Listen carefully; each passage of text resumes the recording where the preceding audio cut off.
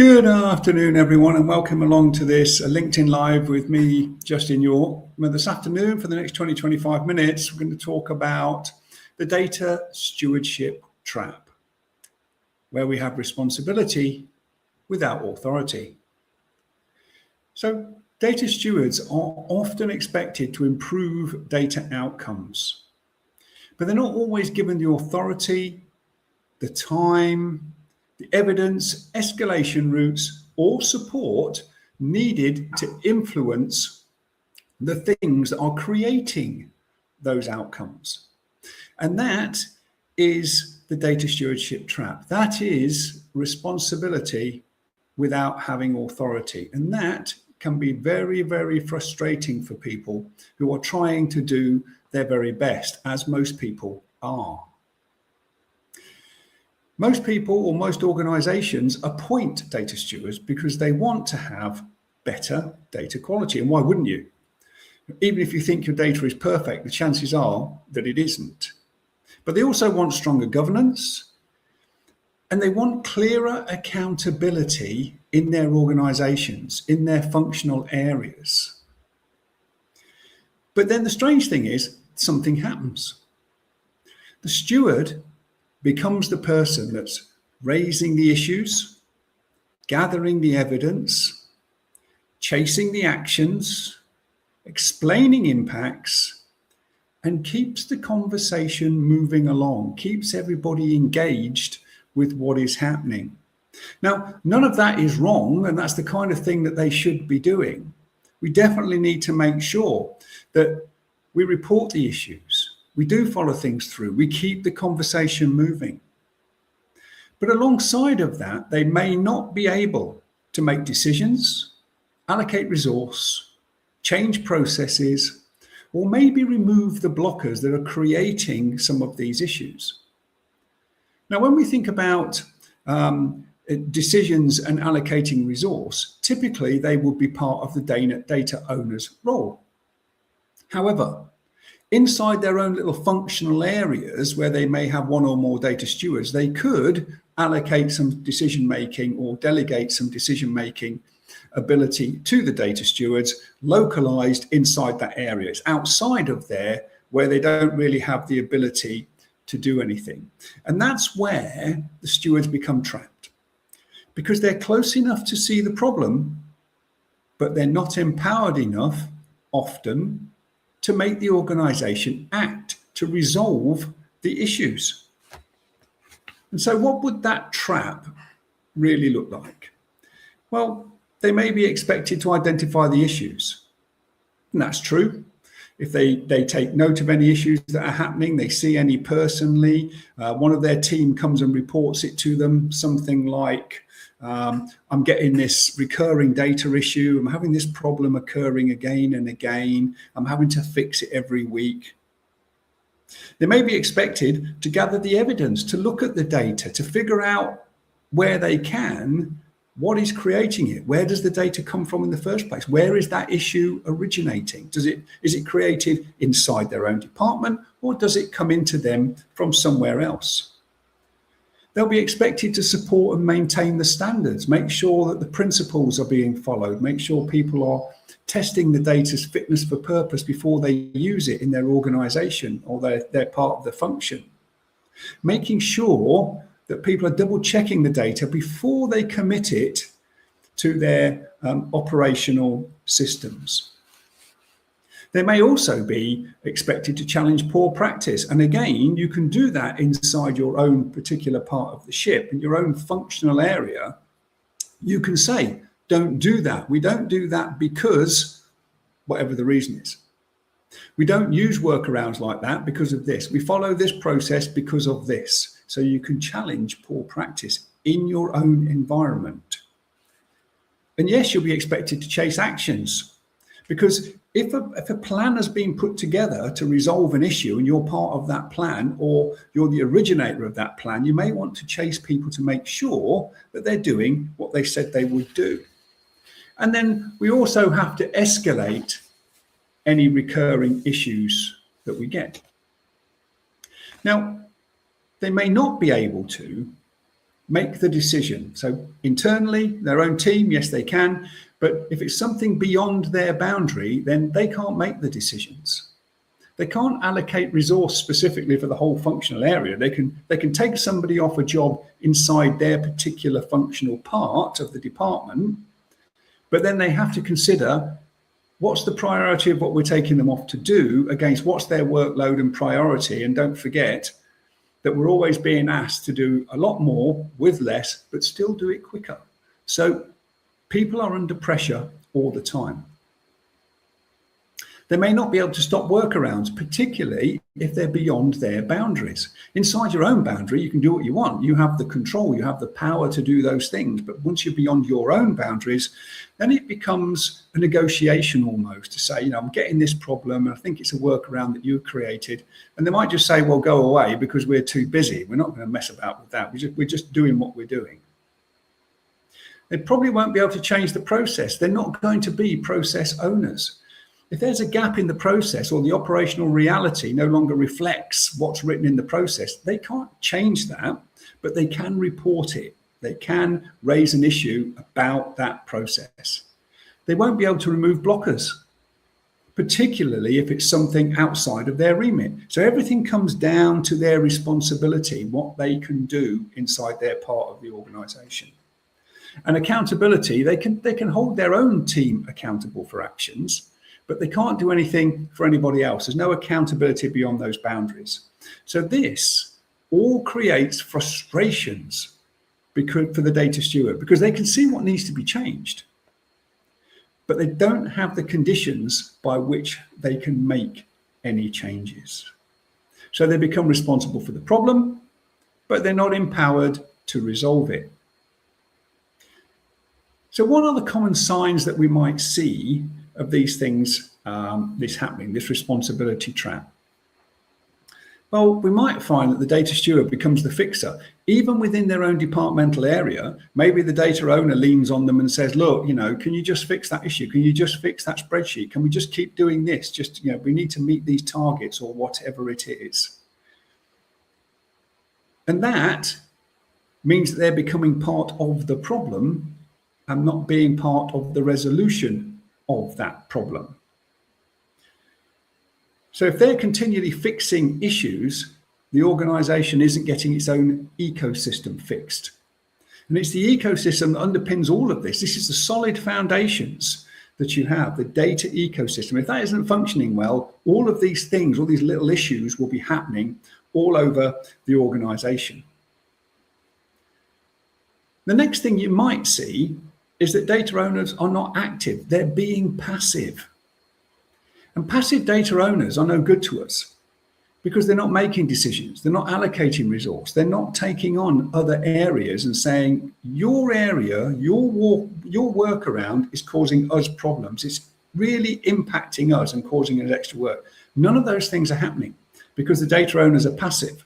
Now, that might be because they don't really understand their role. It might be because they've just been appointed. They didn't want the job in the first place, but they've been appointed to it. And that means that they're kind of stuck. They don't really understand it, so they don't do anything. When they're not doing anything, when they're not making decisions, when they're not allocating resource to things, that means that the data steward is expected to do those things, and they just become thoroughly overloaded. And when people are overloaded, something has to slip. They can try and keep up, but you can't cover everything. And so what happens is the data steward begins to blend back into the former ways of working. Data governance forums become talking shops. Svindile Chirwa said the other week in my live, she says, the data forums become theatre. They're just full of theatre. It's all great talking shop. Yeah, they have coffee and biscuits and all that kind of stuff. It's great. But they're not taking decisions. They're not coming up with any plan. They're not determining how we get something resolved. If there's a particular blocker in the organization, they're not working out how they can get rid of that blocker, how they can move that such that you can move the issues forwards. And so what we end up with is a data governance forum that receives some updates, get some good practice, whatever it is. But because they're not making decisions and removing blockers, what they're doing is they are observing. They're not being data owners. The forum isn't doing what it's there to do. Escalation may not lead to action. So, like all people, if you put issues in, if you raise issues, if you report things and nothing happens, there's no feedback loop to you that tells you that something has occurred or something is being done about something, or if it's not going to get done, then why it isn't getting done, then eventually you stop reporting things. And typically that takes about 3 goes. People will have 3 goes at it. I've reported it 3 times. Nobody's done anything. I've tried to escalate it and I still get nothing back. So do you know what? I'm going to stop reporting it. I'm just going to fix it myself. And what happens then is that we end up with data stewards fixing things informally. And that is just as bad as not having them there at all. So people will stop reporting things. They'll stop escalating things if they don't get any feedback. So this usually happens because roles are created, people are appointed to roles before the actual structure has really been created. So there's no real operating model, there's no real framework, it's not being described. The what and the why isn't understood. And more importantly, the what's in it for them hasn't been described well. And if people don't see what's in it for them, then why would they engage? Why would they do things? It's one of these key things about being a human being. There has to be something in it for you. Because if there isn't, then you're not going to be that interested in doing this extra work. So we have to think about what's in it for them. So organizations may not have clarified what the data owner owns. So whilst we have owners appointed, they've been given the role, and I've said this before, I'm not really a fan of appointing people to roles. I'm much more of a fan of recruiting them. And by that, I mean briefing them about what data governance is and what the type of role is and allow them to come to their own conclusions. 9 times out of 10, they do. But the data owners may not know what their boundary is. If the data owner doesn't know what their boundary is, then their data stewards who they appoint are not going to know what their boundaries are either. They don't know what are they responsible for. Data owners don't know what we're accountable for. They don't know what they're responsible for. Nobody's sure about who's making the decisions. Who is actually doing that? Well, data owners should be making the decisions. But for the lower level stuff internally, then that could be delegated to data stewards.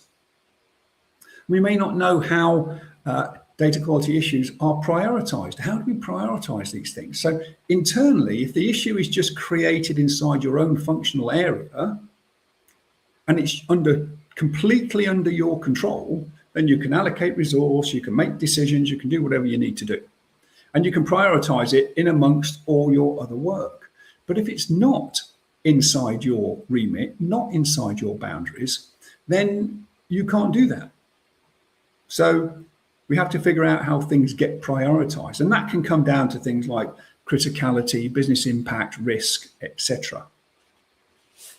We may not know how blockers get removed. Sure, we know that if we talk to people enough, or we push them around enough, or we dictate to them, this is what you've got to do, eventually they will do it. But there has to be a process by which these things happen. And generally speaking, we would say that's the governance forum. But if that's just a talking shop full of theatre, then it's not going to do anything. And we may not know the route for how things get escalated. So you might find that you think, well, okay, I've put a data quality issue in, nothing's happened. I'll go and talk to my data owner. They're being passive, so that's not helpful. And you think, well, I get it up to the data governance forum, and they don't really talk about it either. But where do you go after that? Where do things go to get resolved? Because eventually somebody somewhere has to make a decision. And the other key thing about all of this is how much time does the data steward actually have? Because in some organizations, if they're really lucky, they've appointed stewards and it's their full-time job. So if it's their full-time job, time is not so much of an issue. If it's not their full-time job, it's an add-on, it's just something that they have to do, then thinking about doing more with less but do it quicker under more pressure, something will slip. And the thing that will slip will be data stewardship. So this is not just about role design. This is about the behavior. This is about the behavior ecosystem that comes along underneath everything that's going on. So stewardship doesn't replace accountability.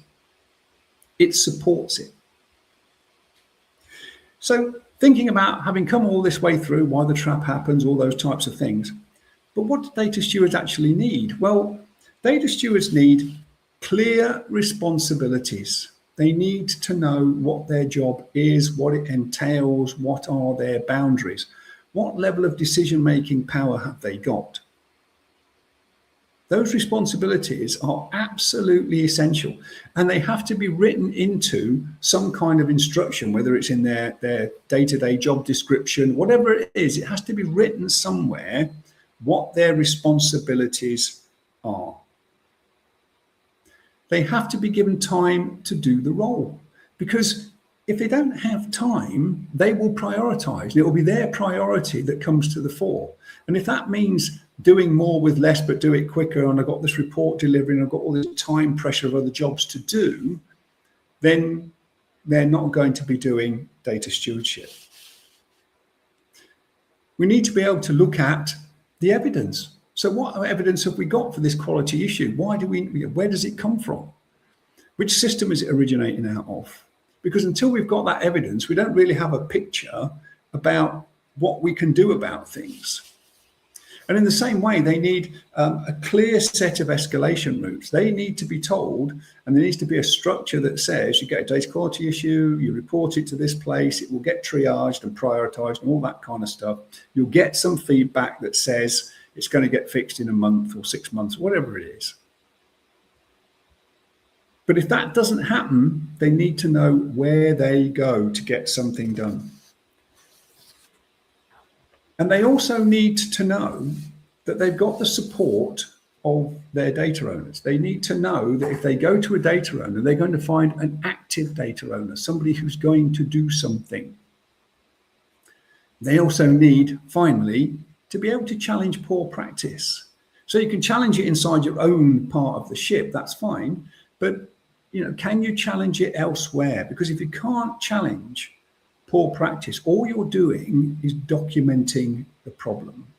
And like lots of other documents, they metaphorically gather dust on a shelf somewhere. Nobody takes any action. So if we get into this position, what might we think good looks like? So we would want to see issues are getting raised. They're not being hidden. They're just getting raised. And that might be uncomfortable for a lot of people, because there are organizations, and I've worked in plenty, where I get told, well, there's no problems with the data. No, the data is absolutely fine. I don't see any data quality issues, so there can't be any. Well, that's kind of not how it works. So a lot of the time, these things are hidden from, nobody wants to bother the boss, right? So these things are hidden from the boss. But we raise the issues. Good looks like raising the issues, not hiding them, not covering them up. Patterns are understood. We don't ignore them. So if we see a workaround, or we see shortcuts, or we see gaps in processes where there's a pattern happening that says, actually, I can see now where I see 5 or 6 different problems that are occurring, and they're all related to the same thing. We understand them. We don't ignore them. We don't just let them carry on. We do something about them.